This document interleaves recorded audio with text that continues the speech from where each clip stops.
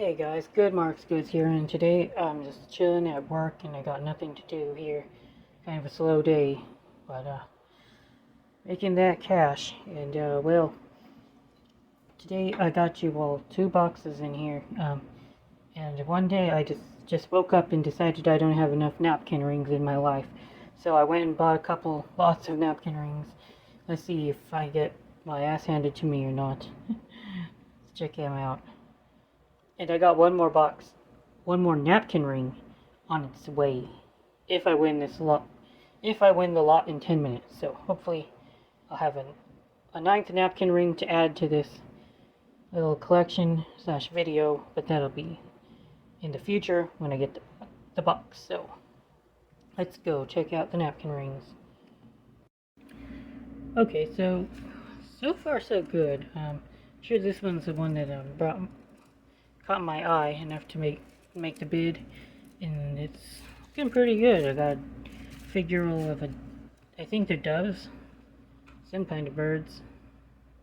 They look like, well, I don't think they're doves given their tails. What are these birds?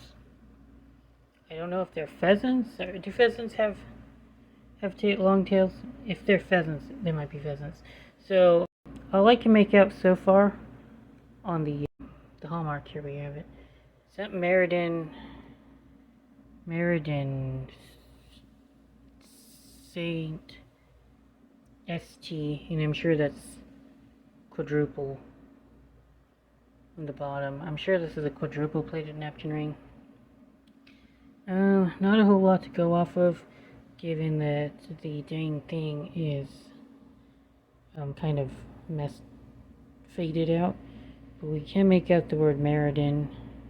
It looks like ST and Co. Okay, so we can make out and Co. So maybe it meant Meriden, Connecticut on the top, and then we got something and Co. I'll try to figure it out. But definitely feel like this napkin ring is antique, and I don't know how much it's worth yet because I'm kind of new to napkin rings, but I do think they're beautiful, and I would want at least I don't know, but I do know that I paid about $40 for each box, so, and I would say that that's a $40 napkin ring easily. Let's check more of them out. Okay, this one's a little funny. It's kind of fat for a napkin ring. Again, I can tell it's plated. And I don't think it's anything special like the last one is, but I could be wrong. Don't see any hallmarks on it yet. Okay, well, whatever. It's a napkin ring. Not, maybe I'm too much of an uncivilized brute to appreciate it yet. Alright. 2 more napkin rings in this box. This one's nice. Very fancy little napkin ring. Again, I believe it's plated. You're not gonna stumble upon any sterling napkin rings today. And again, I don't see any hallmarks inside of it. I might look a bit closer later. This one more napkin ring, definitely plated. Smaller napkin ring, smallest one we have. Okay, so I would say one really cool napkin ring that I got a praise, and the three of them are just so napkin rings. That's it for one box. Ooh, I was completely wrong about this one. It is sterling. Yay. Wonder how much a sterling napkin ring goes for. Certainly, it's got to be worth more than melt, because this thing maybe might melt for $5. I don't think it's more than 10 grams, given how cheap silver is. I sure as hell isn't gonna melt it for like $4 at a coin shop. That would mean you got a hole in your head if you try to destroy a beautiful napkin ring like this. Sorry for calling you plated, pal. I was trying to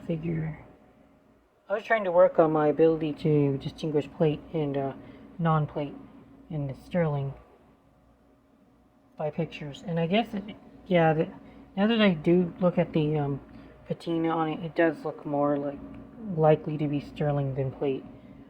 So, try to take a mental image of this. Sick. Okay, box number 2. I think I felt like this was sterling. Even if it isn't, though. Check it out, y'all. What the heck is it supposed to be? What an odd napkin ring this is. Yeah, this is kind of like the sterling tarnishing you want to see. And notice how the other napkin ring that is marked sterling. You kind of see that. Oh, there it is. You kind of see that. Those same tones, but only this one is more exaggerated. This like very dull brownish tone surrounded by like very dark blackish. I don't know how to explain it, but this is what I'm looking for when I'm looking for silver that Goodwill doesn't tell is sterling, and it feels like it's the real deal. So I'm gonna have to try to look for the hallmark on it. I'm fairly confident that it's sterling. I just gotta look for it. Of course, I could always be wrong, because doing a visual inspection of sterling and seeing how it oxidizes, it's not 100% fail-proof, because plate can do that sometimes too, especially if it has a high nickel content as the base metal. It can also show these very similar tones. But we'll go take a look. I can't see the sterling hallmark, but doesn't mean it's not there. Doesn't mean it's not there as long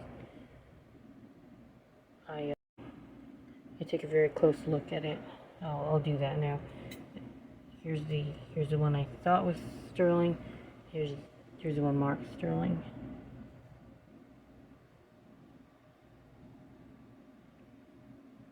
Very, very similar.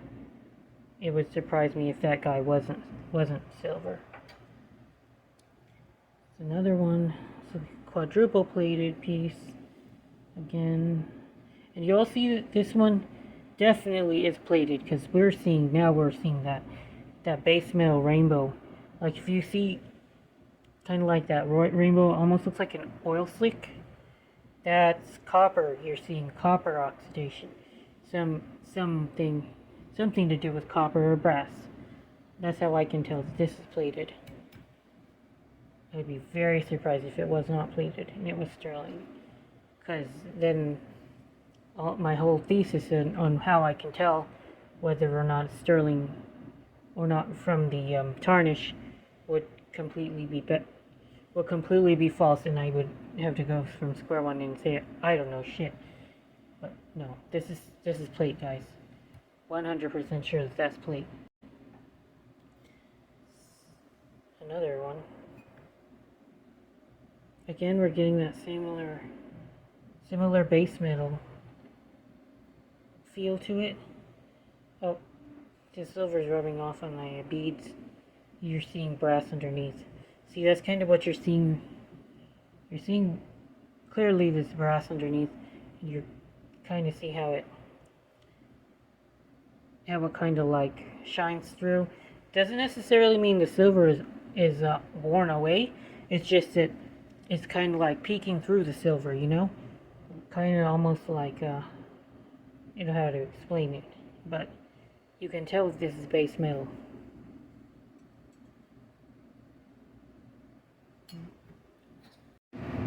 Okay, y'all, so you know I'm a huge proponent of the ice test.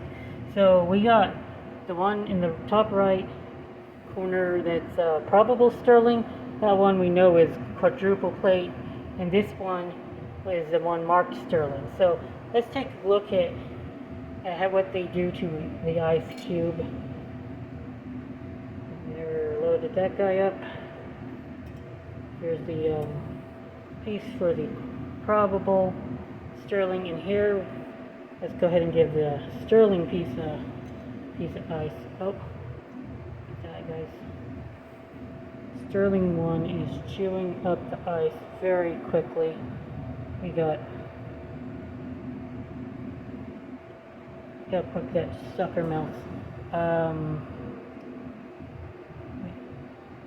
Ooh, this guy's chewing that ice up too. That quadruple plate piece. And I mean the probable sterling and quadruple plate clearly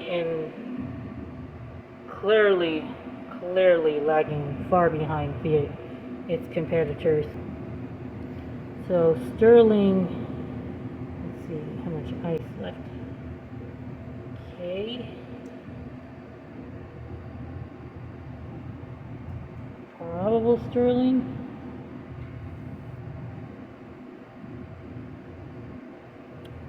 Nice, got stuck. Okay. Quite cold. Sort of cold. Been about a minute and 30 seconds now. Still a heck of a lot more ice. Still a lot of ice on the quadruple plate piece.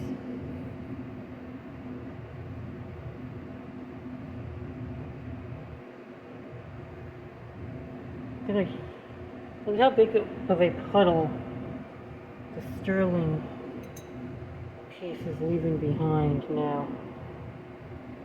Enormous puddle.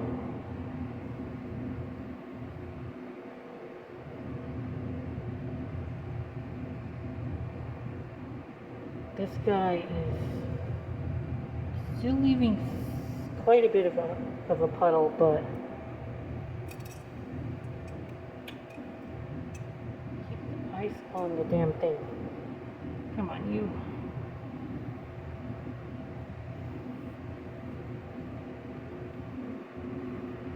What am I supposed to think, guys?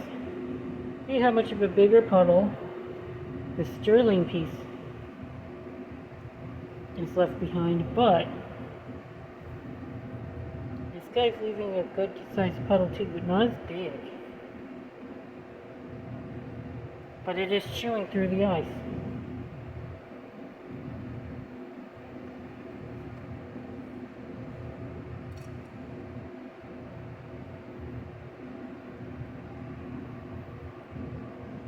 By comparison, look how huge of an ice chunk.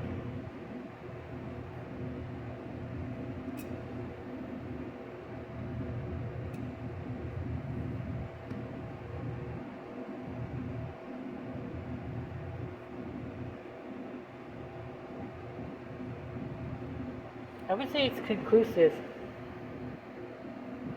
evidence that this is also sterling, guys. Given how small of a piece of ice this has left, sterling is practically almost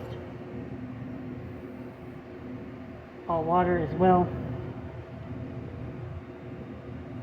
Yep, they both melted the ice very, very fast compared to quadruple plate. Verdict: 2 sterling napkin rings out of my lot. This one, okay, we got Cliff House, San Francisco, California. This is kind of interesting. What's that? What's the hallmark? Who's that?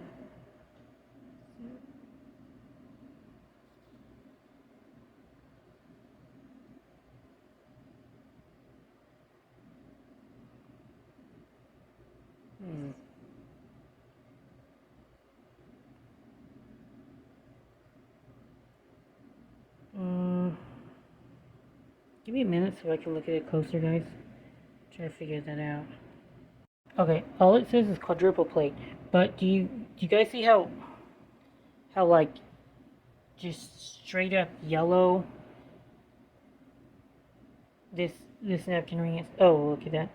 We can see some green. Think of a penny as a patina. The patina on a penny or on the Statue of Liberty. That's what you're seeing here, copper oxide. So we can clearly see that after the copper oxide that it's a plated piece, even if it didn't say quadruple plate on the inside. But do you all see how it's kind of like just so yellow? We're seeing high nickel content. When you see that oil slick-ish color, oops, fell off the table. This is contrasting the color from a nickel heavy alloy, and here we got more copper. Where's that one? Let me show you. This one, yeah, this one. Much more copper as a percent of the total alloy. Total nickel. That's what this screams at. Copper. Nickel. Probable sterling. Sterling. Figural antique.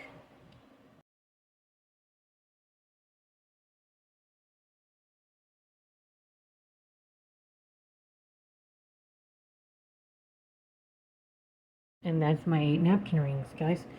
I just won an auction for a 9th one, and I'm gonna go ahead and throw it in the end of this video. It's also a figural one. I expect it to be Reed and Barton.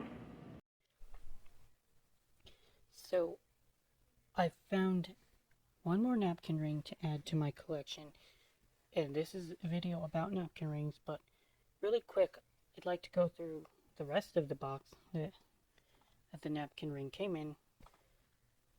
There's a few notable things. Pretty nice. You all see that windmill? Mulholland. They're a mid-value brand or maker.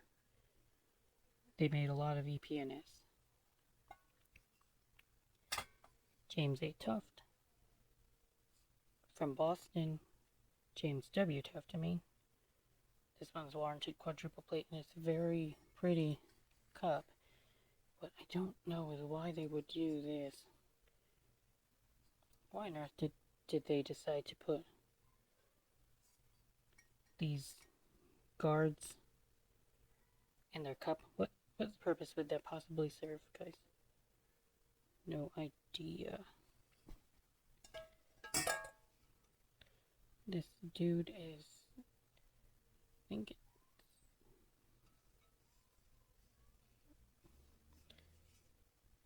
we got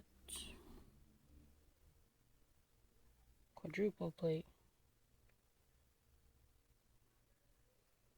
Monarch. Oh, a monarch, okay. Definitely old school plate here.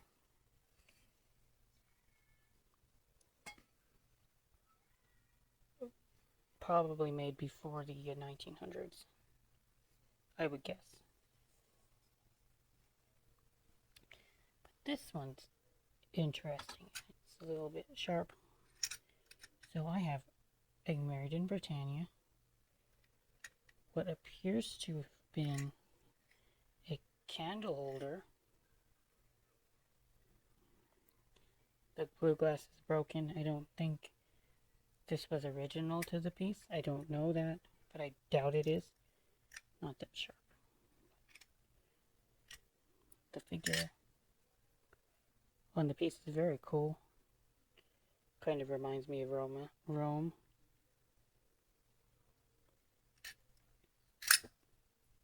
Maybe I can find some some fans, or I'll just keep it because I do love Meriden Britannia. Anytime I find a cool Meriden Britannia piece, I am thrilled. So I pointed this piece out to my sister, and she said that candle holder doesn't make any sense with the lid. I tended to agree, and then she mentioned there seems to be a little slot for a spoon. So, like, oh yeah, this is probably a jam or jelly jar. So, cool. Antique jam or jelly jars are definitely worth something. And by Meriden Britannia, I would not be surprised if this could fetch $100, maybe. I don't know for sure. But I like it enough to keep it in my own collection. I just want to know whether the glass is original to the piece, or if somebody just put any old glass in there. But regardless, it is a broken up glass, so it's gotta go in the garbage now. I still love this piece. It's so cool. That figure, guys. That figure, that kind of thing is what the collectors go rabid for. But these are just run-of-the-mill pieces. Not much to talk about those. But look at the napkin ring, y'all. Look at how jolly this figure is. I believe he's a boy. He appears to be a boy. And the napkin ring is very heavy. Look at this straight up gorgeous patina that it acquired over the years. I would never ever polish something like this. Now when they say do not polish silver plate, this is the patina they're talking about. It takes a long time to develop a patina this beautiful. It is very beautiful. So unfortunately, I can't seem to find a maker on this piece, which is very strange, because I would think that the silversmith who made this piece or designed it or whatever would have loved to put the company on it, but they didn't, which is kind of very strange to me. So we used to see, did a little bit of research on napkin rings, and they became popular gifts, I guess. Make a decent gift to somebody.